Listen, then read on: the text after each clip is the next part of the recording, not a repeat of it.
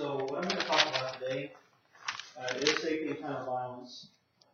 Some things are going to be directed specifically toward realtors, but a lot of this stuff is going to be general and it's something that you guys can apply however and wherever.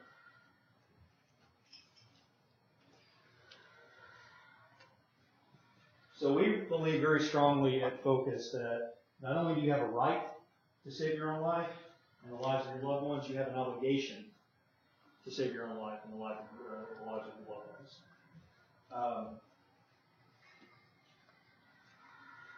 With the amount of training that's available out there, there's really no reason to not get some training. There's really no reason to be lazy about your own safety. Because if something happens, it's going to be you guys that have to deal with it first. Cops come later. Cops aren't right there. You guys know what I mean? We believe in a good citizen model. As good citizens, we want to be responsible citizens. And that means knowing how to protect ourselves properly. Alright, so first things first, we're going to look at identifying violence. A lot of people have an idea of what violence is. Sometimes it doesn't match up with reality. So we're going to talk a lot about what violence looks like. That's going to lead us into preparing for violence, which obviously is very important. That's going to be where the practical tips are going to come in.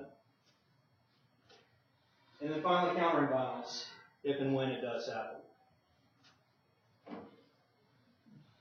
So what is violence? What is violence? Is violence is it a boxing match? Is that violence? Is it an argument? Entering your personal space. Yeah. Absolutely. Absolutely. The behavior involving physical force intended to hurt or kill someone.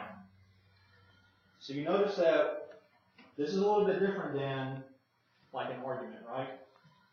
I'm not talking about two people just kind of having words.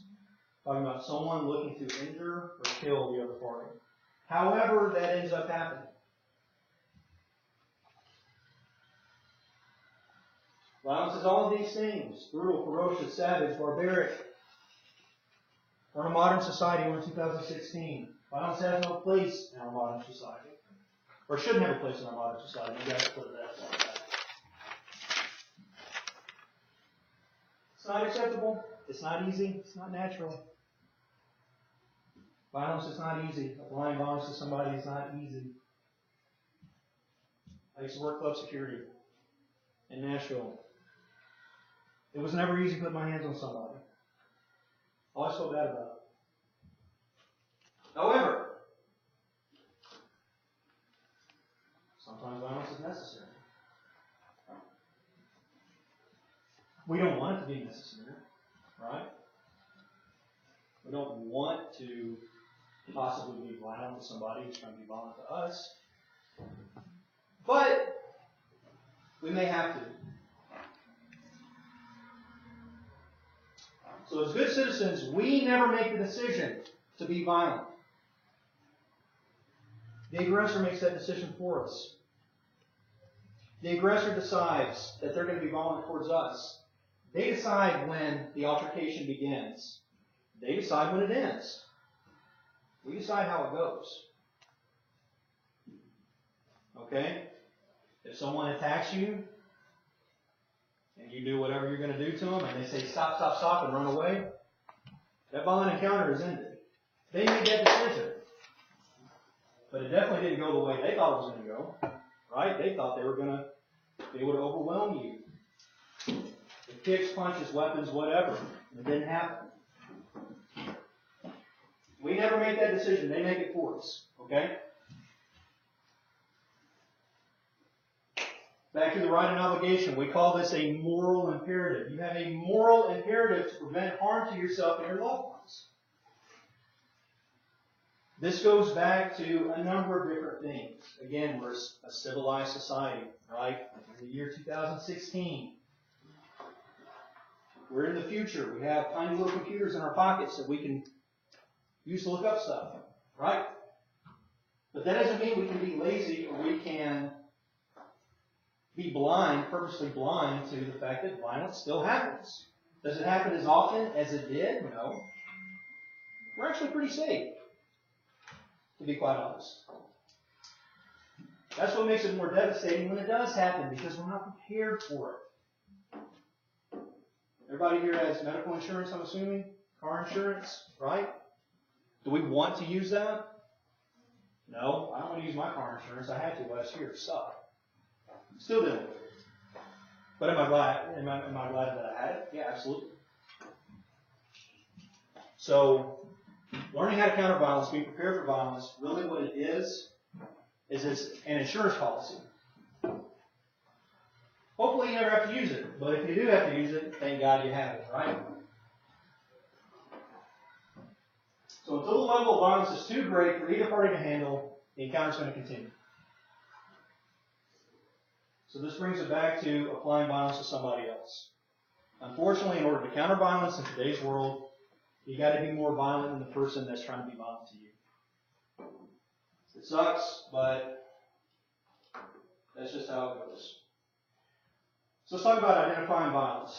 Violence is not MMA, okay? Violence isn't karate. It's not boxing. Violence has its own thing. It's its own style. It's its own entity. It's something that you can look at without even being able to, quote unquote, identify it. You can tell the difference between a boxing match or, a sparring match or whatever, and an actual violent encounter.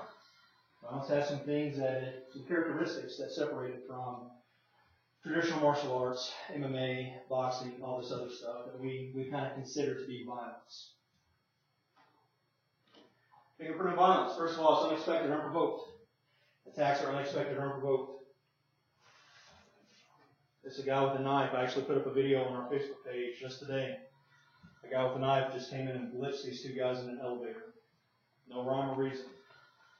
It's the knockout game. I don't know if you guys are familiar with that. It happened a couple years ago. Groups of teenagers going around just knocking out people. Right? Unexpected or unprovoked. Okay? They're usually weapons. People don't go for hard targets. I'm generally not going to get attacked by a guy who's smaller than me. Unless he has a weapon. Then all bets are off. Because that's his force multiplier.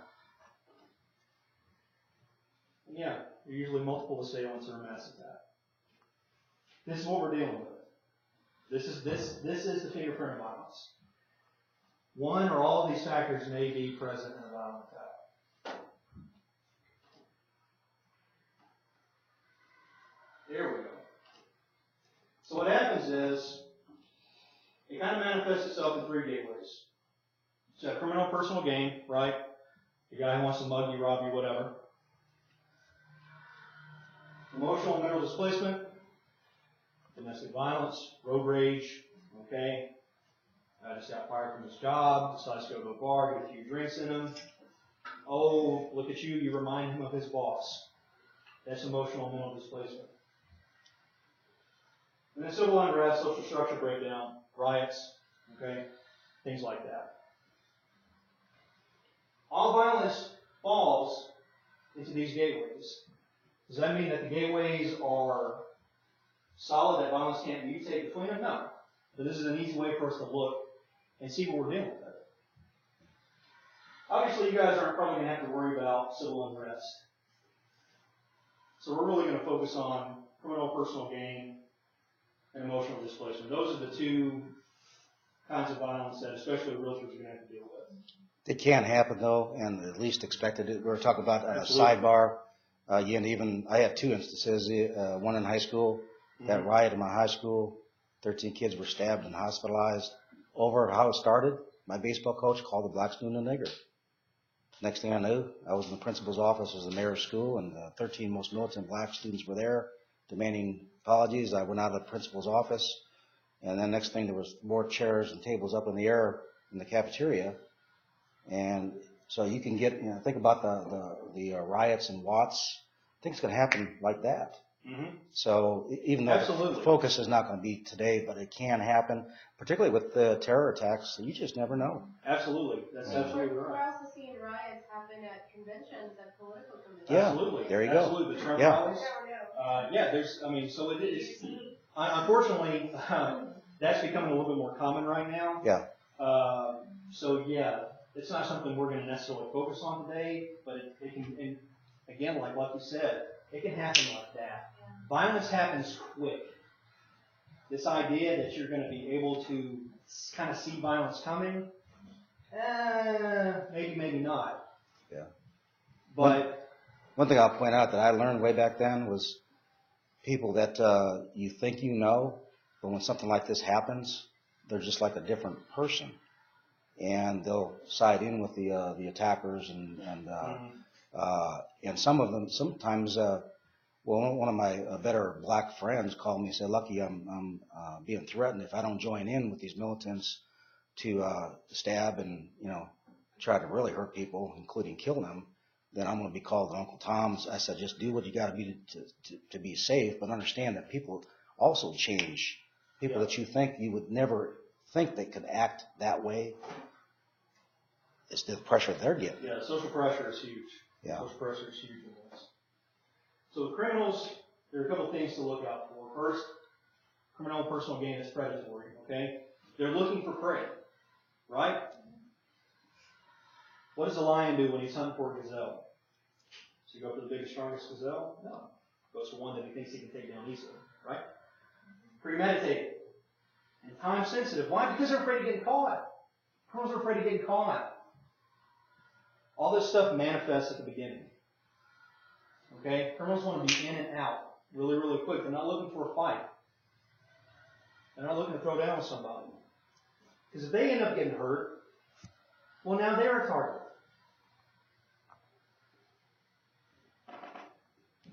So surprise attacks, weapons, strength and size advantages, all this stuff used to blitz somebody into submission. That's kind of what they're looking for.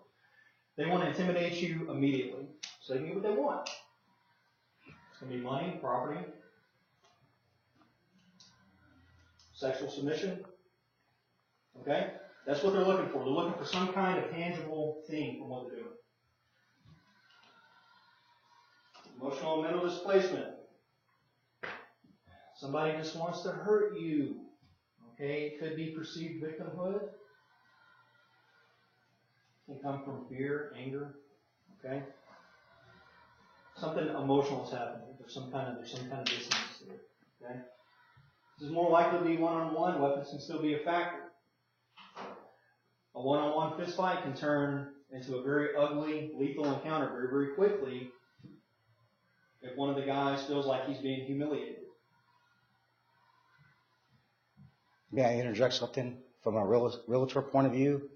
As a broker, I had one of my agents one time that got involved with the husband and wife violence at a appointment with all three there, and what she had to do to get out of that situation. It was a violent situation. So again, it is going to happen potentially in our line of work too. You never know.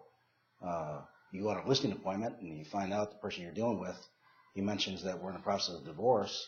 Something like that can happen. Now, it's only happened once in 20 years that I've seen an agent. But then again, we know the instances that happened in Arkansas with the 20-plus year realtor who was killed and so forth. I'm sure he's absolutely. touch upon that. And you guys know that. I'm not gonna have to cite those incidents. If you guys don't know that, you can Google it. All right. This again. Are you guys in a relatively safe profession? Of course. You're not policemen, you're not firemen, but you're also going out and meeting strangers all the time. By yourselves a lot of the times, right? After hours, after work hours. So this stuff can kind of happen. And again, it can happen quick, before you even know it. And then actually the first day I joined Exit, I was called in as a broker. One of our experienced lady agents had an incident with her, quote, quote, buyer client. It was a sexual harassment kind of deal to eventually the guy was going to lead into more than that. and she was successfully able to get out of it.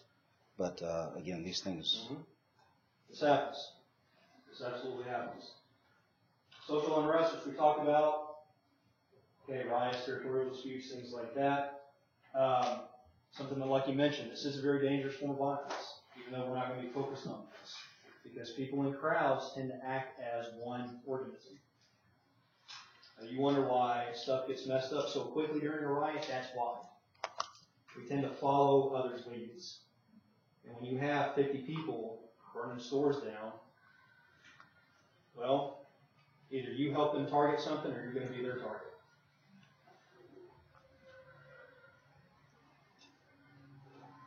So like I said, we're just going to look at criminal gain and emotional displacement today.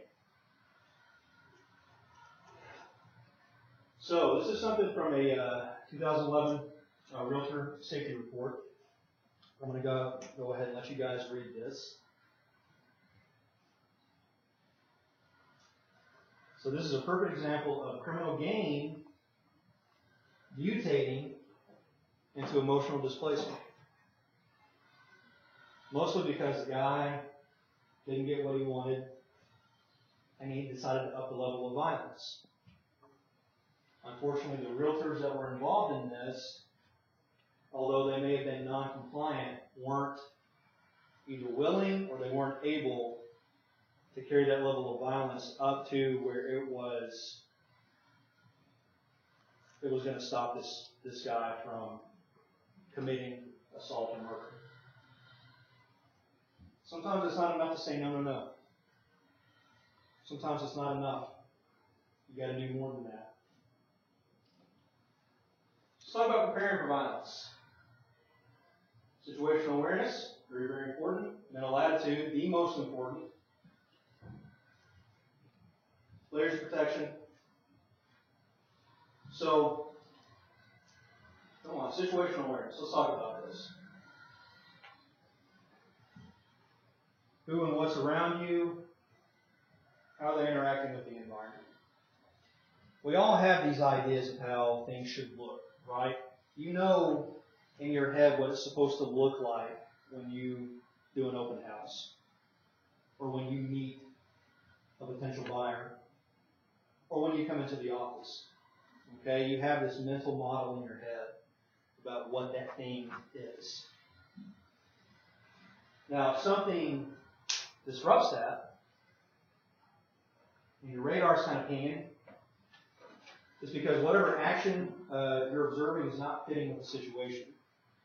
That should send up red flags. And you don't have to necessarily explore that. You just got to be aware of it.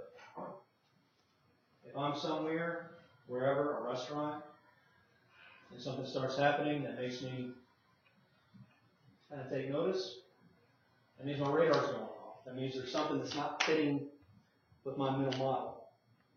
And I need to be aware of it. If it starts going off too much, I'm going to leave. Situational awareness is very, very important. You got to know where you're going. You got to know why you're going. You got to know what's going to be around in that environment. You got to be paying attention.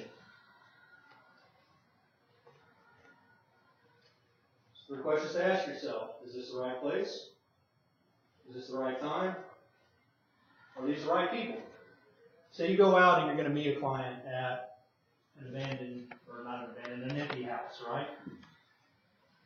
You guys talk about it. Oh yeah, I'm going to meet you at 7 o'clock, whatever. Get there, go in. Well, now your boy has 2, 3 friends with him who you never discussed that you're going to be meeting everybody. That should be sending. That should be pinging your radar. Okay.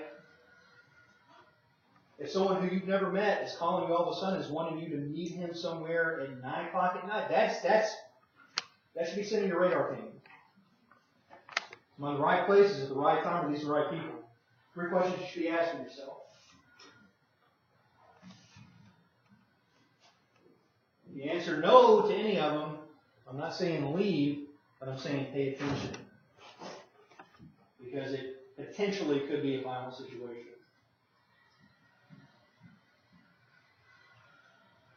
So we kind of use colors. There's actually one other color called white. White's when you're at your house, in your bed, hanging out, okay? Very little awareness. Yellow, you're prepared, you're alert. This is really kind of how you guys should be on a daily basis. This should be your default mode, is go yellow. Looking around, taking stuff in, relax, but prepared. Orange, we got a little bit of probable danger ahead, okay? This is when you start getting that weird feeling when you're walking up to a house or when you're out with your friends and something happens that's not fitting with that mental model. You get that. That's your code orange. And of course we have code red. It's action mode.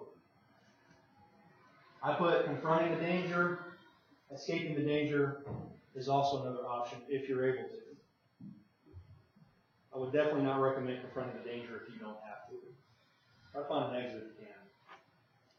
But not by confronting. So yellow, that's where you need to be most of the time. Orange and red, that's where your preparation comes in. So your physical training, your force multipliers you guys carry, pepper spray, your guns, or knives, or whatever that is. That's where you need to make sure that stuff is accessible if you have time. So what is your safety word?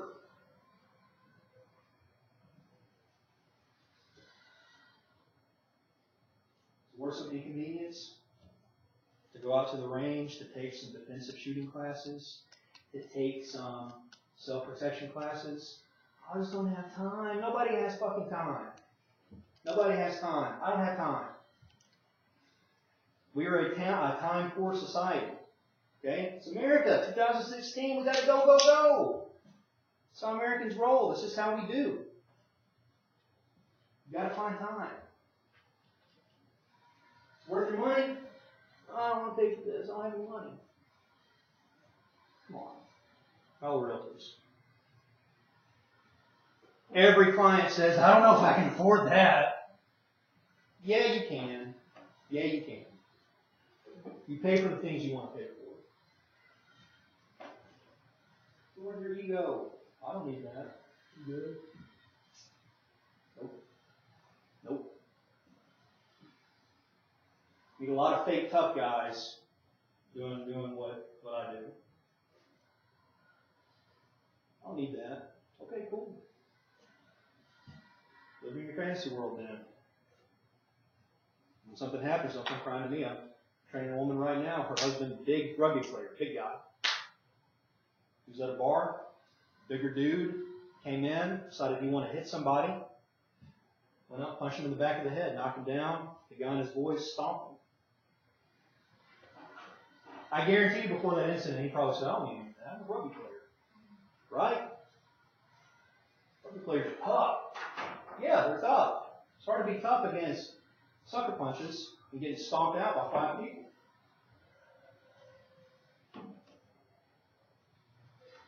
Well, that messed up. Don't worry about it. Okay, so again, we need to start thinking about setting barriers. This falls under communication and control. It's okay to set barriers for yourself. It's okay to set barriers for your potential buyers and your clients. That's okay. I know you guys are trying to make money. I get it. I understand. I'm trying to make money too. But you got to have barriers set up at the beginning. Information is power. We are in the information age. We all have smartphones. All of us. We need to start using this stuff to our advantage. Why can't you look up a client on Facebook? I served a summons on a guy one time. I didn't know him from Adam. A friend of mine just wanted me to help. Found him on Facebook. Found his whole life on Facebook. Knew where he worked, knew where he lived. So I would have served him summons. Easy peasy. Use the information at your fingertips. Don't leave the chance what can be prepared for.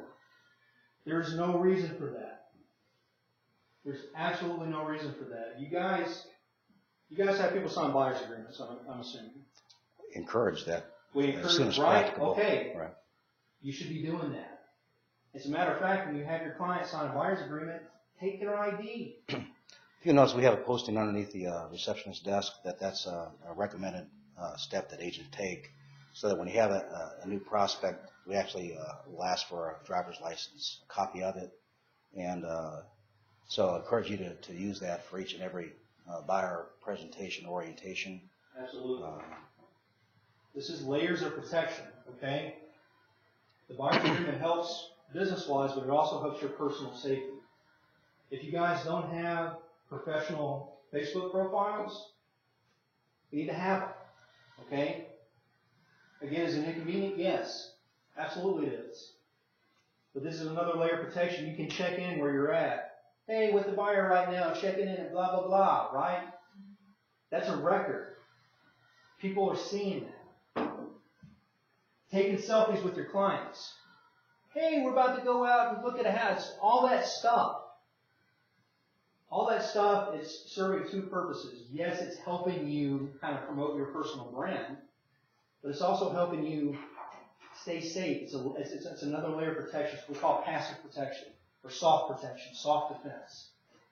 Beware. It's all stuff that you can do at the beginning. Beware, though, and he's not saying this, but some people go with too much personal information. They take the pictures while they're in Bermuda, saying we're on a 2-week vacation or whatever. Yeah. And then their house is. Yeah, that's a good point. When I'm on vacation, nobody knows until I come back. Then I'll post my vacation pics. Oh, hey, spend a week in Washington D.C. or whatever.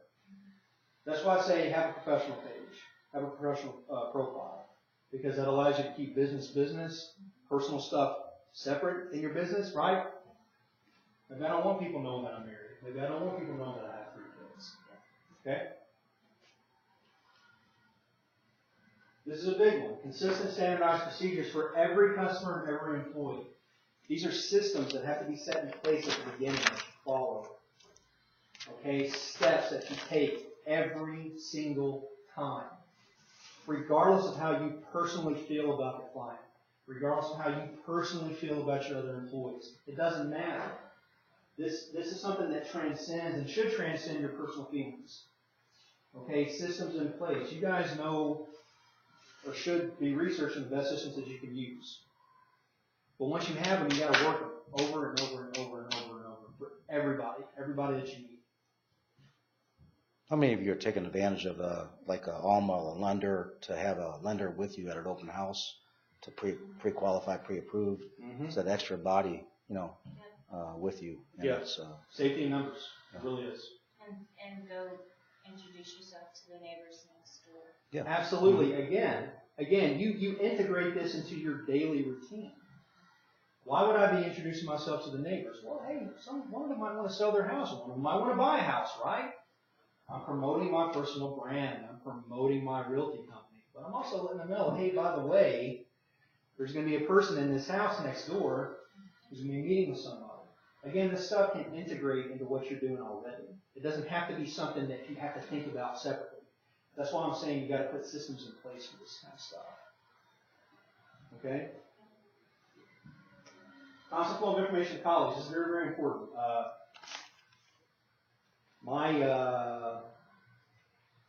want to break my own protocol real quick. My wife is a school social worker. I don't know if you guys know, a few years ago, 3 years ago, there was a little incident.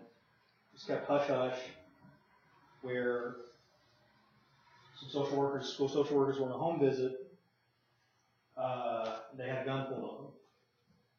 It was some kind of gang thing. I don't know what it was. Well, Rutherford County kept it real quiet. I don't know if we don't want anybody talking about that. But the problem was nobody knew where the school social worker was. She kind of went out to this home visit. She didn't tell anybody. She didn't let anybody know. Oh, hey, there's some extra people here. This is weirding me out. She didn't tell anybody. And she got held hostage for like 15 minutes. It wasn't long, but it was long enough. 15 seconds is too long to be held hostage. So constant flow of information to your colleagues. Let your friends in the office know, oh, hey, by the way, I'm going to go meet this person. Text them. Okay? You got to set up little checkpoints like that. Well, we have our own, for Tabor team, we have our own private Facebook group, right? Yeah. So that's what we should be doing, is we should be putting in Absolutely. where we are at that moment, even if it's just the group that's seeing. Absolutely, Yeah. absolutely, yes. And if it's again, during- like you said, we're not getting super personal with our information, right? We're still keeping it professional, Right. but it's that extra layer of protection that we can use. If it's during the business hours for the office, Monday through Friday, if your gut tells you you get into that orange, close to red, if you call in and let's say you're at 123 Main Street, get the receptionist, I'm at 123 Main Street, can you pull that red file on my desk? That's the trigger. We're going to send out emergency personnel and utilize people, some people like Max with his law enforcement background as private detective. Were you a private detective or was it a criminal investigator? Okay. And if you have any questions for additional support beyond people like Caleb. All this stuff is very, very important. And again, I'm not saying that this is likely to happen. What I am saying is it does have a chance of happening. I believe you mentioned technology. I think things like droids and iPhones, there is a mechanism where you actually have you have access, you give it whatever emergency name or number immediately in the location. I think it's a set up GPS, isn't it? If you go to your map section, like with the Galaxy, you can share a G point. Mm-hmm. Like, let's say if you're letting your husband know, and you can just share your G point, and he can see where you were for the past 18 minutes. I think it gives it. Okay. Absolutely. And where you're going. So if you like open it up and share that G point, if you're moving, if your phone is moving anywhere, they can track you. Do that. Yeah, there So are your apps. husband always knows where you are. Well, if you want it, only Or if you want whoever. to give it. Right. No, you give a She's chance. back at Hilton's. Right. It's like you give a chance a person to see where you are for the next 15 minutes and track where you're going, where your phone is going. Yeah. But it's a limited amount of time. But at least you're showing somebody a pinpoint of where you are. They even make like jewelry now that one of my friends was telling me that it looks just like regular jewelry because if somebody takes you, they're probably gonna throw your phone away. But with the jewelry, they don't know that it has a little chip in it, so it can alert you. Yeah. Yeah. So again, all this stuff, utilize the technology that you have available. There are apps on phones that you can get for free that are safety apps. Okay, one button and it'll dial 911 for you with GPS. In that scenario that you were talking about, if you were supposed to meet some guy and then two others show up and you're kind of thinking, well, this is sketchy. What do you do? You're thinking, okay, these could be like really nice guys and it's no big deal, or because you don't want to offend your client, but on the other words, you want to be You don't want to, safe. right, you don't want to offend your client. But again, going back to what I said before, is it worth ego? Is it worth offending your client? Like, Okay. what if you're at the front door with them going in and those other guys drive up? Why can't you just say, this is not something we agreed to, I think we need to reschedule? Why do you have to beat around the bush? If you're visiting a house that's vacant, you can also have your client go see their house alone and just wait for them outside. I've had a realtor that's done that multiple occasions. When people showing up and she's not expecting other members to show up with a family, she'll just stay outside, let them go in, take a look at the house, if the house is vacant. Yeah. And then, This goes back to what I was saying earlier about setting barriers. Okay, this is a barrier that you set with your client beforehand. And you let them know, when I'm going out with you, when we're going to look at houses, here's who I'm expecting with me, here's who I expect you to have with you. All this stuff. You give them expectations at the beginning. And if they don't meet them, well, now you have something to fall back on. Hey, man, I told you at the beginning we were going to do it this way, and this way. I would feel more comfortable with us rescheduling. And here's the thing. And I'm not going to say this 100%. But people who have no ill intent, they're going to be like, oh, I'm sorry, my bad. I didn't think about that. Okay? Well, who have ill intent, they go, well, what's the problem? Understand, why are you so scary about this? You gotta err on the side of safety. And I understand you guys don't want to lose clients. I get it. I understand. Okay? Nobody wants to lose clients. But especially if your radar is going off, is that really worth you getting into a potentially lethal situation? Because this may end with you in a casket. Alright? This may be more than just, oh, I got scared. This may be your face is on the news. This may be your family crying, why didn't anybody do anything? That's what I'm talking about, okay? So again, it goes back to barriers, it goes back to expectations. You got to set those at the beginning for your clients. Okay, you can call sheriff's deputies. If you're getting a creepy feeling, call a sheriff's deputy to come out with you.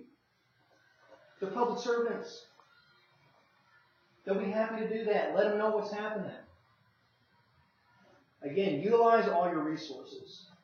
And there's other agents, whether it be your coach, mentor, broker, or whatever. If you get that gut, going on a first showing to a remote area in particular, have somebody with you. I've done that. I wouldn't say it's a number of times, but some times. Sure. Just to have that extra Yeah, body. There's nothing wrong with that. And you could even, as far as the client, you could say, in some cases, you could say another agent here to shadow, this experience showing properties or whatever, or they don't have to know that you're concerned from a safety standpoint. Yeah, absolutely. Back what you were saying about like your layers of protection, it could also be just in your simple conversation because the person that's going to attack you, they don't want to get caught. So if you're saying, oh, I'm meeting my husband, after this showing, they know that somebody's going to be expecting you.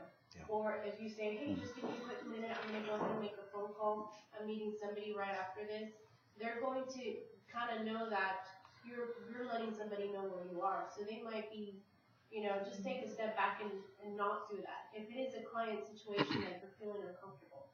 I've had it to where I've met a client at my office on the weekend, there's nobody there, and he started asking me, I never met him before, a realtor asked me to meet him there, and he started asking very personal questions, which made me feel very uncomfortable. And I just got my fiance and I on dial, and I said, hey, just give me a minute, I was supposed to meet him, I'm already running late. I called him and I said, hey, I'm here, just gave him just basics. Yeah. Gave him our red word, caution word, because we have that. And then, so he kind of just made his way to the office. So by the time that he got there, I was finishing up with him, and I never saw that guy ever again in my life. I never saw this particular client, but I had my fiance waiting for me outside of the office, and I said, oh, okay, I gotta go, we gotta wrap it up, because he's outside waiting for me. So just, with what you're saying is, getting that caution feeling, you have to listen to that. Even if it means losing a transaction, it's worth it than losing something else. And that first meeting, the ideal is to actually meet at the office as opposed to at that remote location for a first visit. Secondarily, sometimes meeting at a Starbucks, Absolutely. Public place. Absolutely. I have a friend named Eric who he also does self-protection type stuff, but he's also a realtor. And what he does is when he first meets with the client, if they're not meeting in his office, he will meet them at Starbucks that he frequents, where everybody knows who he is. All the baristas know who he is.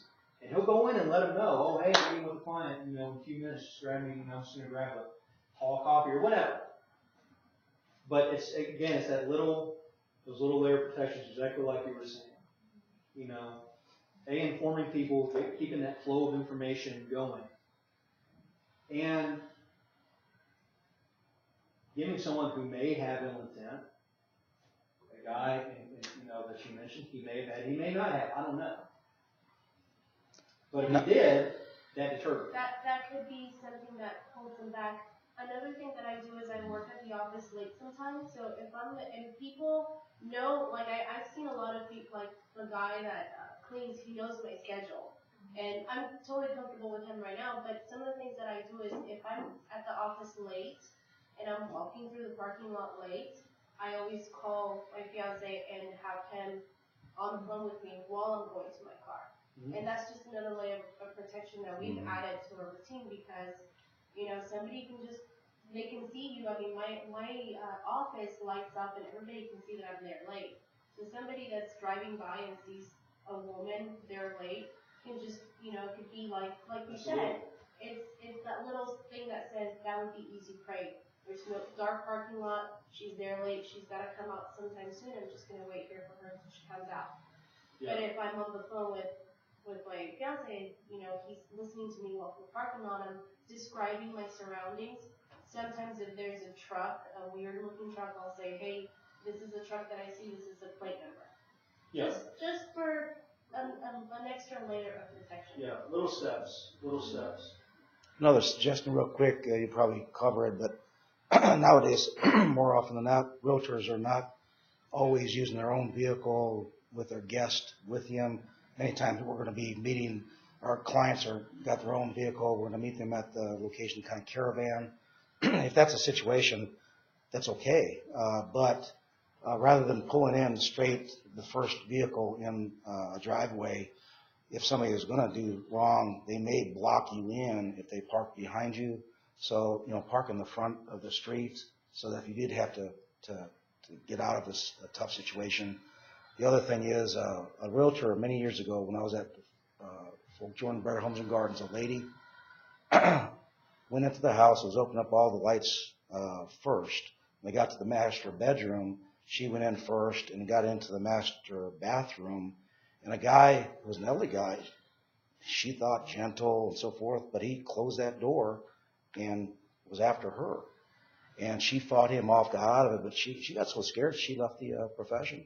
Yeah. But the point being is, either like the point you're saying is maybe be at the front doorway if it's a vacant house, let them go ahead and go through, or let them be the leaders into the house and you follow behind. If they make some movement toward you, then at least you have access to get out of a situation. And if you're looking at a two floor house, let them go upstairs on their own. Just stay downstairs by the door. Yeah, don't do that if you're if it's occupied, Yeah. because then you got that fiduciary responsibility to you could be held somewhat negligent if things were alleged to be stolen, and then a judge says, well, where were you, when you were touring this house with this buyer who allegedly stole the stuff? Well, I stayed outside, and that's a potential problem. They're going to attack you. They're more likely to do it in a vacant than an occupied house. People in an occupied house, people are coming. So, I mean, it's also an opportunity type of thing. They're going to be more likely to attack you when it's dark, in an alley, with a vacant parking lot, vacant house. Those are like things that these people look for. They look for that opportunity. Yeah. In your buyer orientations, a good time to, I'm sorry, are we okay? We're going to run a little over. But another thing that I picked up a while back, and it seems to have that almost a chilling effect by saying, this is how, when I set up appointments for you and so forth, and you go through the steps, but understand, Mr. Buyer, that even though you've seen a lot of pictures online of a property, we don't know. It could be every house that we see. They've got their own video cameras. And if you start, and just that knowledge or that reminder, if they were inclined to do something wrong against you, it may be recorded inadvertently. So I think that might be a good tip to just say in the standard modus operandi of showing property, understand that recording is what you say and also what you do. Maybe unrecorded, being recorded by the homeowner. Yeah. So we have to be real careful about taking extra pictures that are not authorized, particularly taking pictures of jewelry cases or gun cases, and later if something's stolen, they can come back and say, hey. Exactly. And you guys will be able to kind of craft all this stuff towards your specific profession. You know what I'm saying? It's always going to look different. It's going to look different for individuals. It's going to look different for people depending on what their jobs are. But all this stuff is stuff you need to be thinking about. And again, this is all in the preparation phase. Okay? This is all kind of our soft defense. This is the stuff that we hope is going to work, so we don't have to take it to a physical level, so they don't have to take it to a physical level with us. Experiencing physical training. In order to counter violence, we must train against violence. So when we're training, when we're doing physical training, things like unprovoked, unexpected attacks, weapons, mass attack, that's our template for training. This lady that you mentioned that left the profession even though she fought this guy off. I'm not a psychologist, but I'm guessing it's because she's not inoculated. She was not inoculated against violence. Okay? We need to be able to inoculate ourselves against violence. that's just as important as the physical moves. I mean, I could show you guys all the moves. You know, we could do 2 hours where I just show you guys a whole bunch of moves. What good is that going to do? You're not used to training against somebody who's actually coming at you, trying to hit you, right? We need to be able to train against violence. So all violence has common characteristics. We call these common characteristics and focus force resistance. Okay? Force resistance is asymmetrical. There's definitive pressure and there's an active attacker. So essentially, asymmetrical means this person has an advantage over you. This goes back to what we were talking about before. There's going to be a size advantage, a weapons advantage. There's going to be multiple people. All right? I haven't seen any other way outside of like a 5th grade, playground fight. This is just how violence looks. It's not in a dojo. You're not wearing the white pajamas. Okay? Terrain's a factor. Weather's a factor. You guys have ever tried to do Brazilian Jiu-Jitsu on concrete? It sucks. Just FYI. All this stuff is a factor. There's definitive pressure. Again, the person attacking you is going to keep attacking you until they get what they want. If they beat you down, if they, get your purse or your wallet or whatever, they have a goal in mind. Even if that goal is just, I want to hurt this person. So there's definitive pressure that we have to be able to train against. And of course, an active attacker. The attacker stays active until the objective is carried out, or until you arrest his objective enough and cause enough violence to him that he stops. But these are our hallmarks of violence. Okay? Asymmetry, definitive pressure, and active attacker.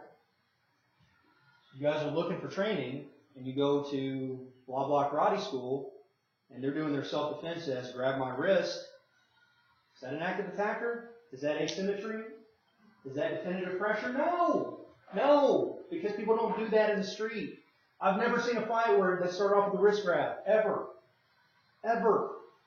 Have you ever seen that? No, it doesn't happen. It does not happen. I've seen a lot of fights start off with a sucker punch. I was going to say, that's usually what happens. Or a shove, right? And then a punch. I've seen that a bunch of times. What do you recommend for women to carry? Like I have a stun gun, and I've got mace, and my cousins who are big guys, like 6'3"ish, they were telling me that like the stun gun, if it's a big guy, it cannot stop him sometimes if he's got all the adrenaline going. Yeah. And it really. That is true. That is true. Let me just put it like this. Anything that you decide to carry, you need to be able to use properly. You need to be good with it. Okay?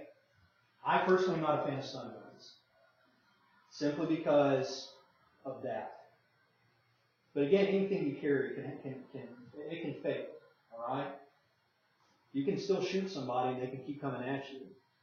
Putting a bullet in somebody doesn't necessarily kill them. Yeah, It doesn't even stop like them. a gun, shooting somebody, that is. It's lethal. If you're not 100% that they're trying to hurt you. It's lethal. I mean, yes. I would stun somebody and they're Yes. going to be okay later, but if it's, Yes. it's shooting somebody, Well, I want to be that's- 100%. Absolutely, absolutely. There's a force continuum that you kind of have to look at.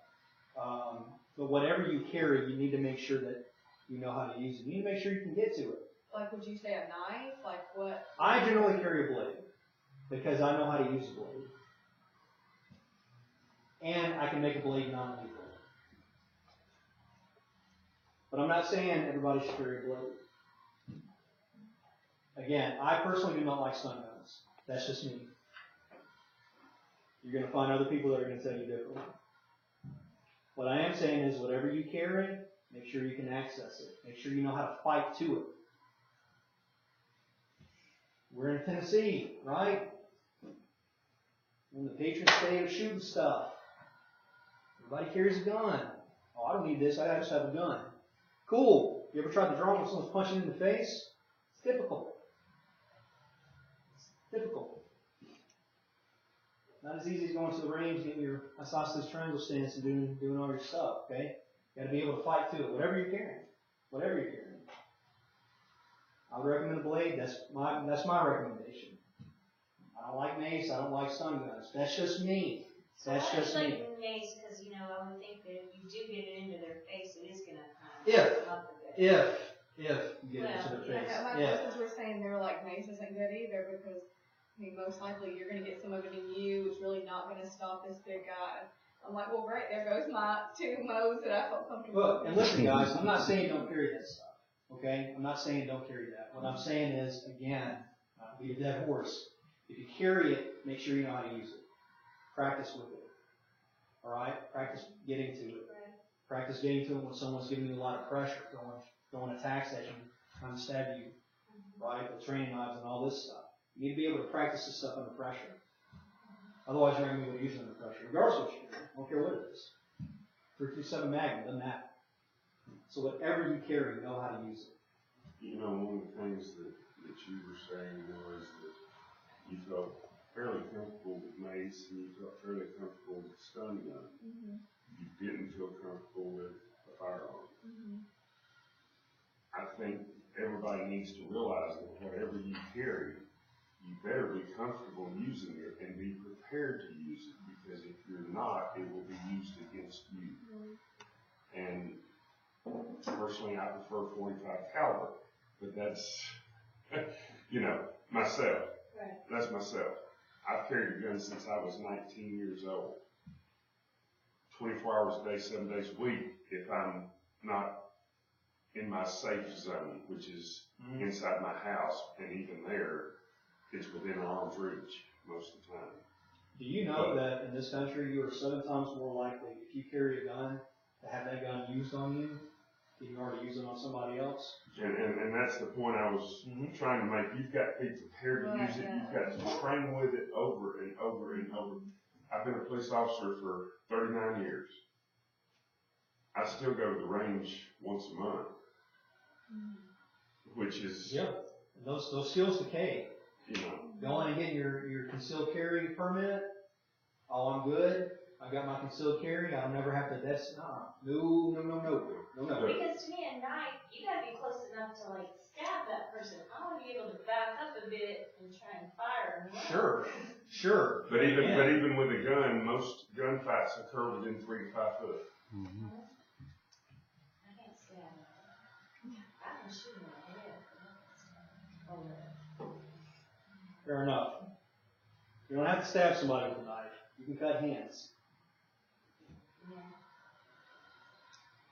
Get a finger chopped off is going to deter somebody. Well, wouldn't it like a stun gun to the genitals kind of like take them down at least? Sure, they're wearing jeans. Yeah, well, that's what they kept telling me. They were like, I mean, big guys, they're like, it's really, they've got all that adrenaline going. Yeah. It's not going to, Where are you at on this? What's happening? Are you down to that level? Are you down at genital level with access to your stun gun? Do you see what I'm saying? Yeah. All this stuff is stuff you have to ask. And again, it's because people don't know what violence looks like. And you guys shouldn't. I don't expect you guys to know what violence looks like. I expect him to know what violence looks like because he's a police officer. I expect him to know if he grew up in Chicago Heights. I don't expect you guys to know. Why would you? Which is why you need training. There was a neat, we had a safety defense when I was at Train years ago in 1978, and the law enforcement person had devised what it looks like to you and I as an ice scraper, a hand scraper, and there was a hole cut in where you could put to grab the inside of it, and it was a keychain. You had a keychain, and actually you walk across a dark parking lot from a shopping mall. You had this so that if you did get attacked, unexpectedly, you got something that could be used as and it was, it's a self-defense, but it wasn't a provocative kind of thing. Yeah. And, It didn't look like something. yeah, so that, I thought that was, and I carried that for years. In fact, I still got it. Yeah. And that's the thing. And again, this goes back to our responsible citizen paradigm. This goes back to this moral imperative. You should be carrying this stuff, whatever that is. And you should know how to use it. whatever that is. That is your right and your responsibility. Don't take my word for it. Hey, if cops could drop out of the ceiling, then I wouldn't be here talking to you guys about this stuff. But they don't. You are always going to be the first responder. Always. Because you're the one in the situation. So you can't, giving your safety over to somebody else, regardless of how well trained they are, regardless of it's their job to serve and protect, is irresponsible. It is irresponsible. You've got to handle it yourself first, because the cops aren't going to be right there to stop it. Let's talk about the counterviolence algorithm. Aliveness, adaptability, and aggressiveness. This is how we train. When we're talking about physical training, this is how we focus counterviolence training. Aliveness, adaptability, and aggressiveness. All ranges, weapons, not weapons, mass attack. And we learn how to turn up our aggressiveness and turn it down. That's how we train. You be able to adapt to someone pulling out the knife, pulling out the gun, pulling out whatever. Getting in the back of the head, all this stuff. We do it safely, obviously. It's not fight club, not hitting each other with full power shots. That's not how we do it. We keep it safe. But that energy is still there. You guys know what I'm saying? Can I borrow you real quick? Mm-hmm. Just to give you an example. So I don't do this. Right? That's not aggressive. I don't go full speed at Lucky either, saying he's my student. But I will give him that energy. Right? Not throw a shot. It's real slow, so we can train against it. But I'm not doing this. Double lapel grab. No, that's ridiculous. There's shoves, there's knives, there's all this stuff. There's bad words. People who are violent use bad words to each other. So You what say is the something to me? most Right. common thing, how does someone, what is the most common way they come at you? Punches and tackles. Punches? Punches and tackles. You'll have guys swing. They'll try to tackle you. They'll swing. They'll pull a knife. Because pretty much if a guy tackles any of us girls, we're going down. Yeah. Grabs. We got heels on or whatever. Grabs are the same way, but it's never a grab like this. It could Okay. be like a grab from behind, they'll grab you Yeah. from behind and like. But whatever it is, it's violent. Okay? So again, we got to train against violence, not against what we think violence is. Oh, this guy's going to grab me here. No, that's not going to happen. That doesn't happen. Women get hit too. Ladies, y'all worried about getting grabbed? Yeah, that happens. I need to be worried about getting hit as well. Well, I'm sitting here looking at it, and I can see two of you. I can't see your hands. Raise your hands up. Okay? You don't apply necessarily for this scenario. But both of these two have weapons on the end of their fingers right now that can do serious damage, and it's always there on the end of your finger.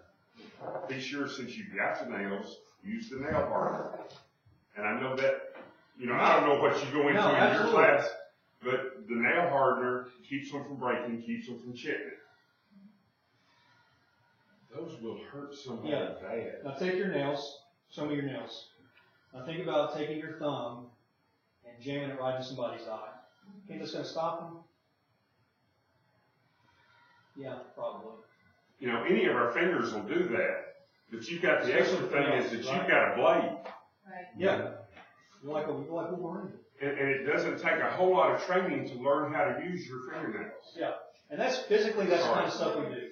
Simple moves, eye gouges, bites, that kind of stuff. But see, the one that doesn't have the fingernails, she's got spiked heels that can hurt somebody. Yeah.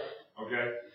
In all seriousness, when I used to teach a self-defense class for some of the actually it was some of the civilian citizen groups and different places like that, I would have the ladies actually come up and dump their purse. And we would find the weapons that they carry with them all the time in their purse. All of you have an ink pen. All of you have a set of keys. Those are two fantastic weapons that you can carry with you from the mall to the car in your hand, prepared to use. Yeah, absolutely. And I'm Absolutely. I'm not trying to take anything No, away from you, that's but absolutely right. And again, this is all stuff that you need to be able to train with. Against violent energy. Against emotion, right? Against someone giving you that. Okay? Not someone coming up and grabbing your wrist, but someone going, "Oh, you shitting me, bitch," that kind of stuff, right? Gets your heart going, right? Doesn't it? It should. It should. Violence is scary. But you need that kind of stuff. You need to train against that kind of stuff so when it actually does happen, if it actually does happen, it doesn't completely crumble your entire world. And now you have to leave your profession. And now you have to have therapy. Okay, this kind of stuff happens, guys. I have a friend that he got hit in the back of the head with a brick. Some teenagers threw a brick at him, hit him in the back of the head, stomped him out. This dude is in physical and psychological therapy for that. And has been. It is devastating. So you have to be able to inoculate yourself against it. If I get a call as your broker and your husband's in the hospital because you practiced on Right. taking things out of context. Right, taking things out of context, yeah. So again, to answer your question, we offer training. Again, our stuff is all meant to counter violence. It's not spin kicks. We're not doing a bunch of fancy, Jackie Chan kind of stuff. Our stuff's it's straightforward, potent, it's effective. We offer programs and packages where you get trained in as little as 12 hours. And then you do whatever, That's how we do it. So obviously I'm going to say, yeah, you guys should train with me. Right? But ultimately, regardless of whether you guys train with me or not, get some training. Inoculate yourself against violence. Very, very important. Now, I'm not going to hand out any business cards because I have like 1,000 business cards that people give me. I don't even know who they are anymore. What I am going to do, if you guys are interested, I'm going to show you our Facebook page. Go to the Facebook page, like the Facebook page. This is where all the updates happen, alright? This is where I post fun little videos about, people getting stabbed in elevators.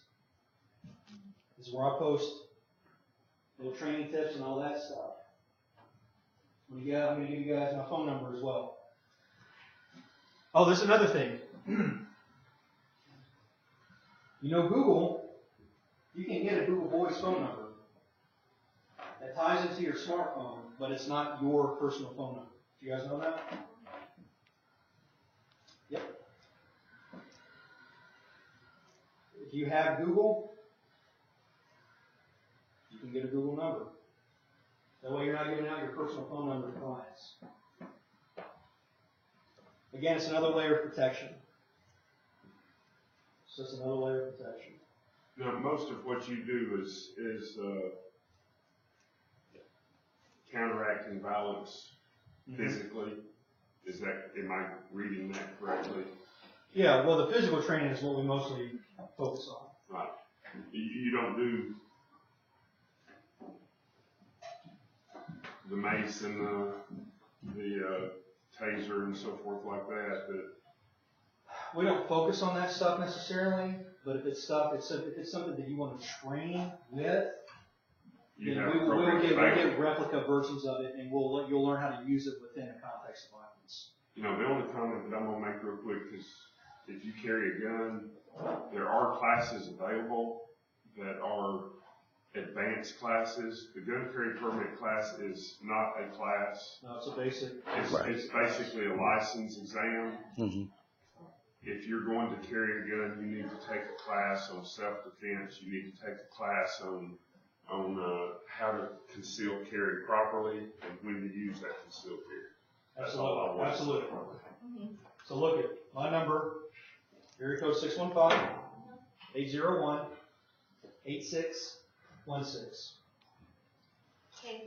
Caleb, yes. Do you guys have any other questions, concerns? Do you have a facility in Murfreesboro? Or do you always come to here? Like if we did a class? I bring the training to wherever people go. Okay. Now I do a class that's in the park on Saturdays. but I don't have a dojo or anything like that. Okay. Thank you so much. Thank you. Appreciate it. Thanks so much. Okay, thank you. Okay.